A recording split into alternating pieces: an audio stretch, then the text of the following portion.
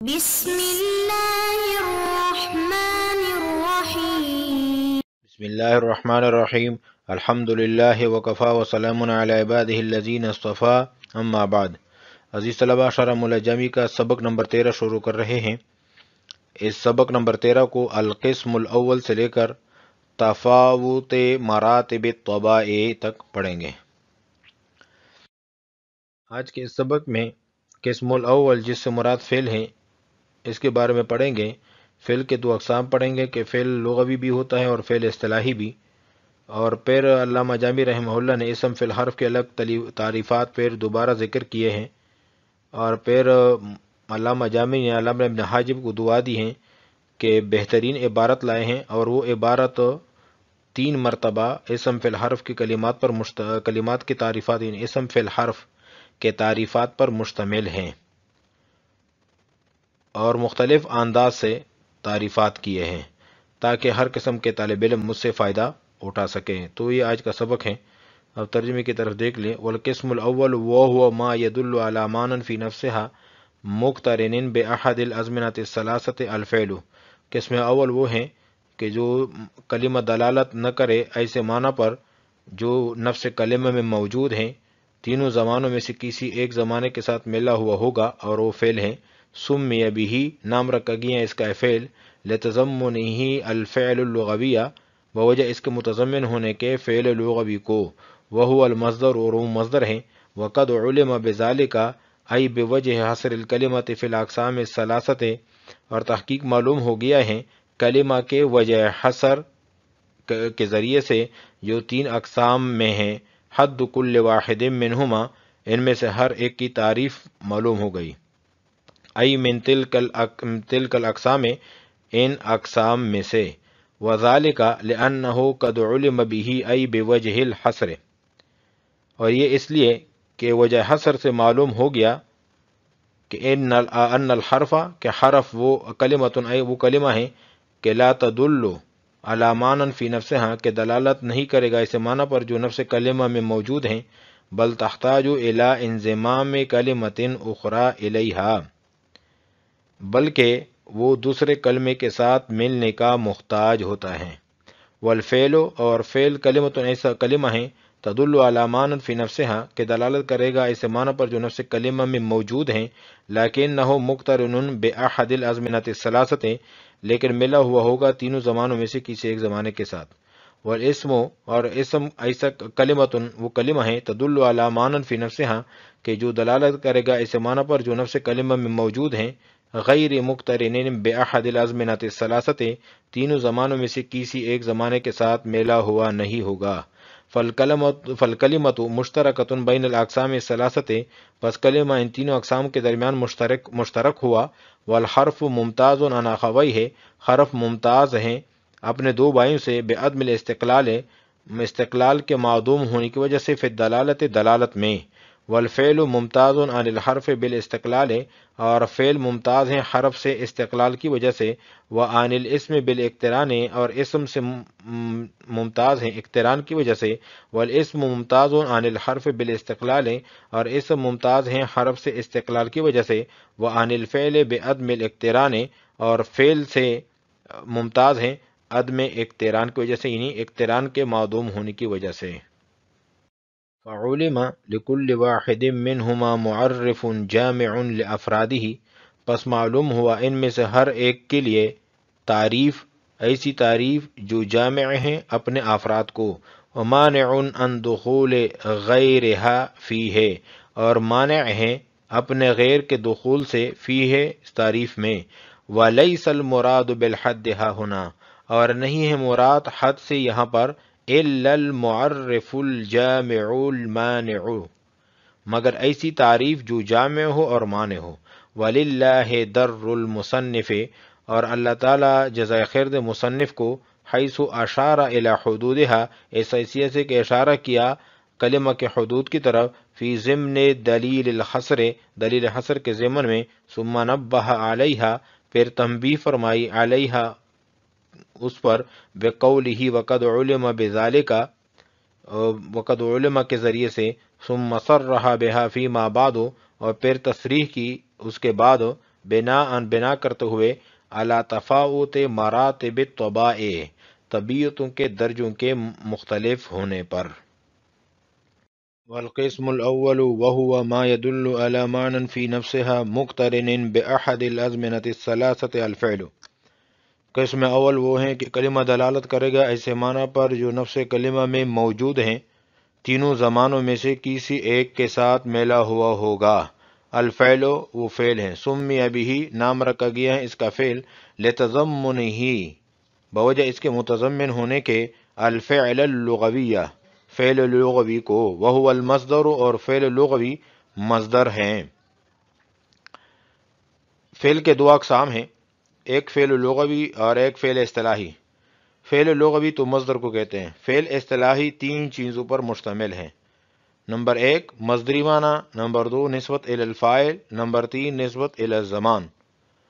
تو چونکہ فعل لغوی فعل اصطلاحی کا جز ہوا تو اس جز کی بنا پر فعل اصطلاحی کا نام بھی فعل رکھا گیا، اس کو کہتے ہیں تسمیۃ الکل باسم الجز۔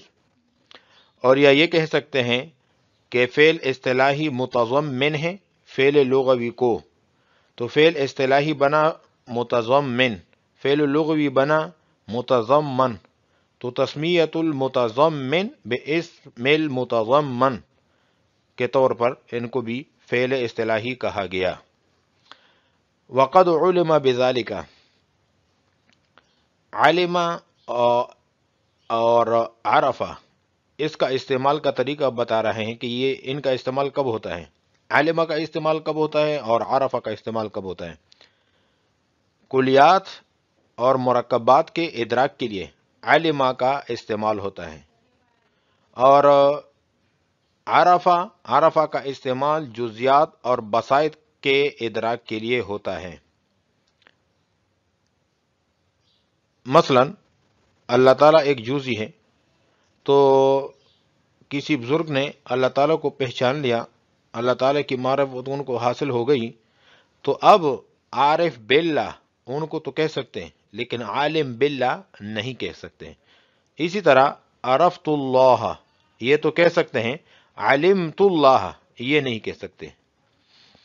تو یہاں پر بھی کتاب میں ہم مرکبات کے بارے میں پڑھ رہے ہیں، مرکبات، کیونکہ اسم فی الحرف میں سے ہر ایک کی تعریف مرکب ہے جنس اور فصل سے۔ مثلا حرف کی تعریف میں کلمہ جنس ہے، اور عدم استقلال یعنی مستقل معنی نہ رکھنا فی دلالت میں یہ فصل ہے، جس سے اسم اور فعل دونوں نکل گئے، کیونکہ ان دونوں کا مستقل معنی ہے۔ فعل کی تعریف میں استقلال فی دلالت پہلی فصل ہے جس کی وجہ سے حرف نکل گیا، اور دوسری فصل اقتران بے زمان ہے جس کی وجہ سے اسم بھی نکل گیا۔ اسم کی تعریف میں استقلال فی دلالت فصل اول ہے جس کی وجہ سے حرف نکل گیا، اور دوسری فصل عدم اقتران بے زمان ہے جس کی وجہ سے فعل نکل گیا۔ اب ایک اور سوال ہوتا ہے وقد علم بذالک سے، کہ علامہ ابن حاجب رحمہ اللہ انہوں نے پہلے اسم فی الحرف کی تعریف ذکر کی، اب دوبارہ ذکر کرنا چاہ رہے ہیں۔ تو طریقہ کار یہ ہوتا ہے کہ جب ایک چیز کا ذکر ہو پھر دوبارہ ذکر کیا جائے تو اس کو ذکر کرتے ہیں ضمیر کے ساتھ، لیکن علامہ ابن حاجب اس میں اشارہ لے کے آئے ہیں، یہ ایسا کیوں لائے ہیں، اس میں اشارہ کو کیوں لائے ہیں؟ تو اس کا جواب یہ ہے کہ یہ وضع المظہر موضع المضمر کے قبیل سے ہے۔ اس میں ایک فائدہ ہے، وہ فائدہ یہ ہے کہ مصنف نے اپنے بیان کردہ وجہ حصر کے کمال کی طرف اشارہ کیا ہے، اس لیے کہ اس میں اشارہ کا مشار الیہ محسوس مبصر ہوتا ہے۔ تو یہاں بھی مصنف اس میں اشارہ لا کر یہ دعویٰ کرنا چاہتا ہے کہ میری بیان کردہ وجہ حصر اتنی واضح ہے کہ گویا محسوس مبصر کی مانند ہے۔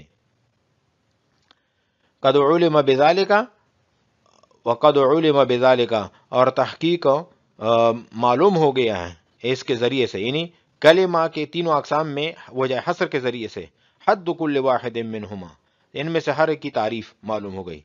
اب حد کے لفظ پر اشکال ہے کہ حد تو تب ہوتی ہے کہ جب ذاتیات سے مرکب ہو، ذاتیات سے جو چیز مرکب ہوتی ہے اس کو حد کہتے ہیں، اور وجہ حصر میں جو تعریف معلوم ہوتی ہے کہ وہ تو عرضیات سے مرکب ہے، کیونکہ ہر ایک تعریف میں اقتران، عدم اقتران اور دلالت کا ذکر ہے۔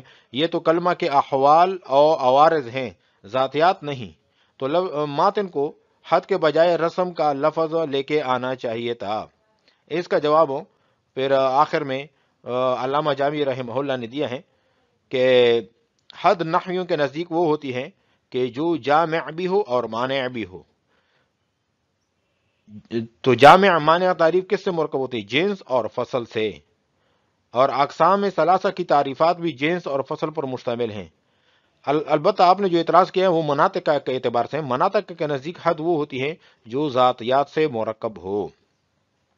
والقسم الاول وهو ما يدل على معنى في نفسها مقترن باحد الازمنه الثلاثه الفعل سمي به لتضمنه الفعل اللغويه، کہ قسم اول وہ ہیں کہ کلمہ دلالت کرے گا ایسے معنی پر جو نفس کلمہ میں موجود ہیں، تینوں زمانوں میں سے کسی ایک زمانے کے ساتھ ملا ہوا ہوگا، وہ فعل ہے جس کا نام فعل رکھا گیا ہے بوجہ اس کے متضمن ہونے کے فعل لغوی کو، اور وہ مصدر ہیں۔ وقد علم بذالک کل واحد منہما، تحقیق معلوم ہو گیا اس کے ذریعے سے، یعنی ان میں سے ہر ایک کی تعریف۔ بذالک کا مشار الیہ کیا ہے؟ بذالک سے مراد بوجہ حصر الکلمۃ فی الاقسام الثلاثۃ، ان اقسام ثلاثہ میں جو وجہ حصر ہے اس کی وجہ سے معلوم ہو گیا ہر ایک کی تعریف، ای من تلک الاقسام، ان اقسام میں سے۔ وذالک لانہ قد علم به ای بوجہ الحصر، اور یہ ایسا کیوں؟ کیونکہ معلوم ہو گیا وجہ حصر کے ذریعے سے ہر ایک کی تعریف۔ ان الحرف کلمۃ لا تدل علی معنی فی نفسها بل تحتاج الی انضمام کلمۃ اخرى الیہا، کہ حرف ایسے کلمہ ہیں لا تدل علی معنی فی نفسها، کہ دلالت نہیں کرے گا ایسے معنی پر جو نفس کلمہ میں موجود ہیں، بل تحتاج الی انضمام کلمۃ اخرى الیہا، بلکہ محتاج ہوگا دوسرے کلمے کے ملنے کا محتاج ہوگا۔ والفعل کلمۃ تدل علی معنی فی نفسها، اور فعل وہ کلمہ ہے کہ جو دلالت کرے گا اس معنی پر جو نفس کلمہ میں موجود ہیں، لیکنہ مقترن باحد الازمنۃ الثلاثۃ، یہاں پر مقترن پڑھیں گے کیونکہ لیکنہ کی خبر بن رہی ہے، لیکن ملا ہوا ہوگا تینوں زمانوں سے ایک زمانے کے ساتھ۔ والاسم کلمۃ تدل علی معنی فی نفسها غیر مقترن باحد الازمنۃ الثلاثۃ، اور اسم ایسا کلمہ ہے کہ جو دلالت کرے گا ایسے معنی پر جو نفس کلمہ میں موجود ہیں، تینوں زمانوں میں سے کسی ایک زمانے کے ساتھ میلا ہوا نہیں ہوگا۔ فالکلمۃ مشترکۃ بین الاقسام الثلاثۃ، پس کلمہ مشترک ہوا تینوں اقسام کے درمیان۔ والحرف ممتاز عن اخویہ، اور حرف ممتاز ہیں اپنے دو بھائیوں سے بعدم الاستقلال فی الدلالہ، استقلال کے معدوم ہونے کی وجہ سے دلالت میں۔ والفعل ممتاز عن الحرف بالاستقلال، اور حرف ممتاز ہیں فعل ممتاز ہیں حرف سے استقلال کی وجہ سے۔ وعن الاسم، اور فعل ممتاز ہیں اسم سے اقتران کی وجہ سے، بالاقتران۔ والاسم ممتاز عن الحرف بالاستقلال، اور اسم ممتاز ہیں حرف سے استقلال کی وجہ سے۔ وعن الفعل بعدم الاقتران، اور فعل سے ممتاز ہیں اقتران کی وجہ سے۔ فعلم لكل واحد منهما، پس معلوم ہوا ہر ان میں سے ہر ایک کا معرف تعریف، جامع جو جامع ہے لافراد ہی اپنے افراد کو، ومانع اور مانع ہے ان دخول غیرہ اپنے غیر کے دخول سے، فی ہے اس تعریف میں۔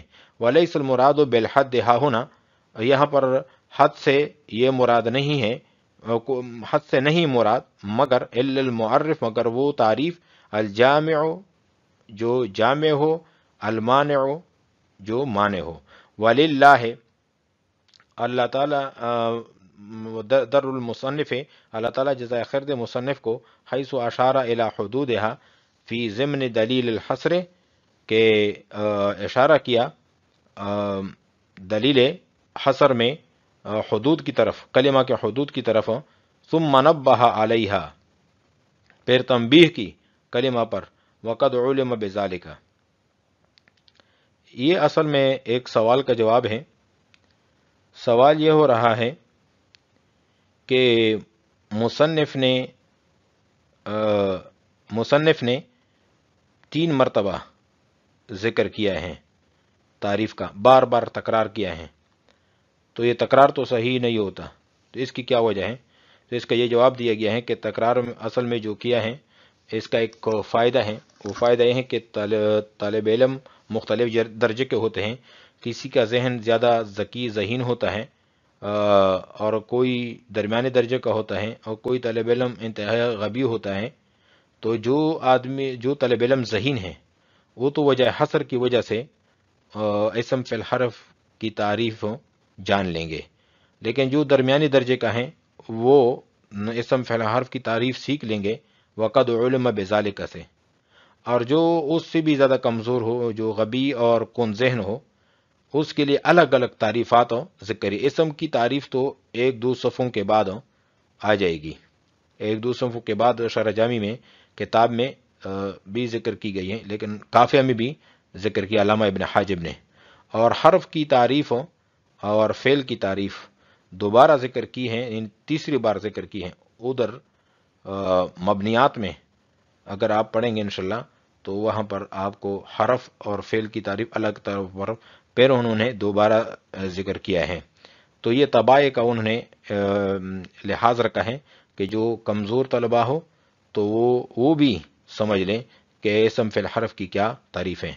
حیث اشارہ کیا الی حدودہا، کلمہ کے حدود کی طرف، فی ضمن دلیل الحصر، دلیل حصر کے ضمن میں، ثم نبہ علیہا، پھر تنبیہ متنبہ کیا اس پر، بقول وقد علم بذالک، وقد علم بذالک کے ذریعے سے، ثم صرح بہا، پھر تصریح کے اس کے ساتھ، فیما بعد، اس کے بعد، یعنی